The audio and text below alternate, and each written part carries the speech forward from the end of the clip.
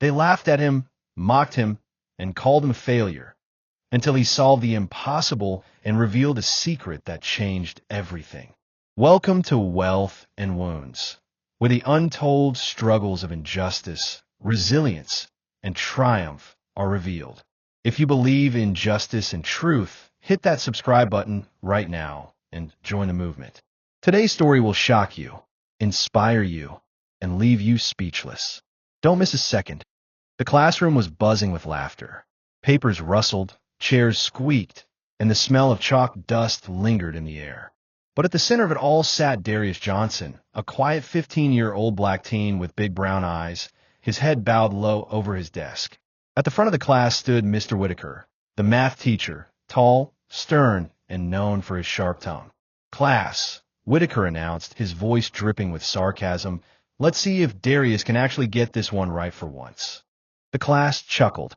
Some students rolled their eyes. Others snickered. Darius's stomach tightened. He hated being singled out.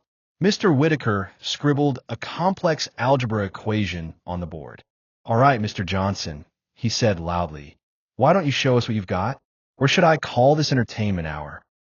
The laughter grew louder. Darius stood up slowly, his palms sweaty, and walked to the board. His heart pounded in his chest. He could feel every pair of eyes on him, waiting for him to fail. He started writing, but halfway through he paused. He knew the answer, but he could also sense Whitaker's smirk behind him. The teacher wanted him to stumble. "Come on, boy," Whitaker said, his voice cutting through the silence. "Don't take all day. Some of us actually came here to learn." The laughter exploded again. Darius swallowed hard. He erased his half-finished answer, sat down quietly, and muttered, "I don't know." Whitaker smirked in triumph. "Exactly what I expected. Maybe you should focus less on daydreaming and more on basic math." The bell rang. The class poured out, but the sting of humiliation followed Darius out the door. That night, Darius sat in his small bedroom. His mother, a nurse who worked double shifts, had left a plate of food on the table. Darius barely touched it. He pulled out a notebook, one no one at school knew about. Inside were complex equations, diagrams, and scribbled notes on physics, coding, and advanced mathematics. Because the truth was, Darius wasn't failing. Darius was bored. The equations in class were too easy for him. He solved puzzles most college students struggled with. His IQ had been secretly tested years ago during a summer program. He scored 160, genius level, but he had learned early on that being a smart black kid in his school wasn't always celebrated. Teachers doubted him. Students mocked him. So, he kept his brilliance hidden. Until now. The next week, Whitaker decided to embarrass Darius again. This time, he gave him a nearly impossible calculus-level problem in front of the entire class. Whitaker leaned against the desk, arms crossed. "Let's see if our little comedian can handle this one." Gasps filled the room. "Sir, that's college math," one student whispered. "Exactly," Whitaker smirked. "Let's watch him fail." Darius walked slowly to the board. His mind raced. Part of him wanted to walk away. But another part, the part that had solved puzzles in the dark, the part that stayed awake scribbling theorems, couldn't take the humiliation anymore. He picked up the chalk. His hands moved fast. Symbols, numbers, and formulas filled the board. Step by step, he broke the problem down with precision. His classmates fell silent, their eyes wide. Whitaker's smirk faded. Finally, Darius underlined the answer and dropped the chalk. "There," he said firmly. The room erupted. "What? He actually solved it." "No way." Whitaker stormed to the board, scanning the work. His face went pale. Every line was correct. Class dismissed. Whitaker barked, trying to hide his embarrassment. Students whispered and gawked as they left. But one student, Maya, the quiet girl who sat in the back, ran to catch up with Darius. "That was incredible," she whispered. "I didn't even understand half of what you wrote." Darius shrugged. "It's nothing." But it wasn't nothing. That night, Maya posted a video she had secretly recorded of Darius solving the problem. Within hours, it went viral. Comments flooded in. "Kid's a genius. Future Einstein right here." Teacher tried to humiliate him, but got owned. By the next morning, the video had thousands of views. When Darius walked into school, Whispers followed him. Not the cruel kind. This time, it was admiration. But when Whitaker entered the classroom, his face was red with rage. Johnson, he snapped, stay after class. We need to talk. After the bell, Whitaker slammed the classroom door shut. You think you embarrassed me? Posting videos online? Showing off. I didn't post it, Darius replied calmly. And I wasn't showing off. You asked me to solve it. Whitaker sneered. You think you're special? A genius? Let me tell you something, boys like you don't make it far. The world doesn't hand you scholarships. It hands you handcuffs. Darius's jaw tightened. He had heard those words before, stereotypes weaponized against kids who looked like him. But before Whitaker could continue, the principal's voice came over the intercom. Mr. Whitaker, please report to my office immediately. Bring Darius Johnson with you. The principal's office was crowded. Sitting inside was not just the principal, but the district superintendent and a representative from a prestigious science foundation. Mr. Johnson, the superintendent said warmly, we saw the video. We had it reviewed. Do you know what you solved on that board? Darius shook his head. You solved the problem that most advanced graduate students struggle with. We tested your notes, and Darius, your IQ places you among the top 1% in the nation. Whitaker froze. His face drained of color. The foundation rep smiled. We want to offer you a full scholarship to our summer genius program. From there, the possibilities are endless. Darius's mother, who had been called from work, covered her mouth, tears streaming down her face. Whitaker tried to interject. This is outrageous. He cheated, but the superintendent cut him off coldly. Enough, Mr. Whitaker. The only outrage is how you've treated this student. Consider this a formal investigation into your conduct. For the first time, the power had shifted. As they left the office, Darius's mother hugged him tightly. Always told you, baby. Never let anyone make you feel small. God gave you this gift for a reason.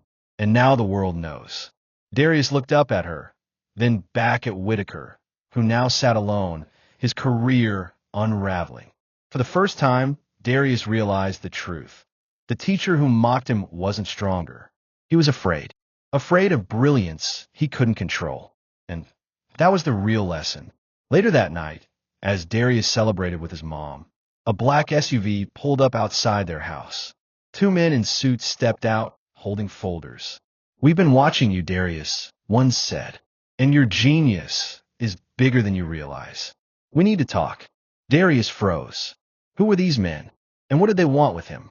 The story was just beginning. When Malik revealed his genius-level IQ test results, the entire classroom froze. The teacher, Mr. Hargrove, who had just publicly mocked Malik for being too distracted and lazy, suddenly looked as if the ground beneath him had crumbled. But instead of apologizing, Hargrove doubled down. Genius or not, he sneered, you don't belong here if you can't follow instructions. Intelligence without discipline is useless. The students gasped. Even those who had laughed earlier now shifted uncomfortably in their seats. Malik's hands trembled, not from fear, but from the boiling anger of being belittled in front of everyone. The principal gets involved. Word spread fast. By the end of the day, the school principal, Ms. Raymond, called both Malik and Mr. Hargrove into her office. Ms. Raymond stared at the test report in her hands, her eyes wide. Malik, your IQ places you in the top 1% in the entire nation. This is extraordinary. Mr. Hargrove, red-faced, quickly interrupted. That doesn't excuse his behavior. He's disruptive, always challenging my teaching methods. Challenging or outsmarting you. Ms. Raymond cut in, her tone sharp. The tension in the room was suffocating. Malik looked down, his voice shaking. I just want a chance. But he never sees me. He only sees what he wants to see. For the first time, the principal truly saw the pain in Malik's eyes. Suspense builds. That evening, Malik went home to his grandmother, who raised him after his parents passed. He held back tears as he told her what happened. His grandmother placed a gentle hand on his shoulder. Baby, you were given a gift. But gifts don't shine if people keep covering them up. Sometimes you got to show the world who you are, even if they try to keep you small. Those words stayed with him. The next morning, Malik made a decision. He would no longer let Hargrove silence him. During science class, Hargrove smugly handed out a difficult problem set, confident it would stun Malik. Instead, Malik solved the entire sheet in minutes. And when Hargrove mocked him again, Malik calmly raised his hand. Maybe we should test the teacher's knowledge too. The class erupted in gasps and whispers. Ms. Raymond, who happened to be observing the class that day, raised her eyebrows. You know what, Malik? That's not a bad idea. She walked up to the board. Let's see if Mr. Hargrove and Malik can both solve this advanced problem. Fair is fair. The tension was electric. Students leaned forward, phones secretly recording. Hargrove fumbled.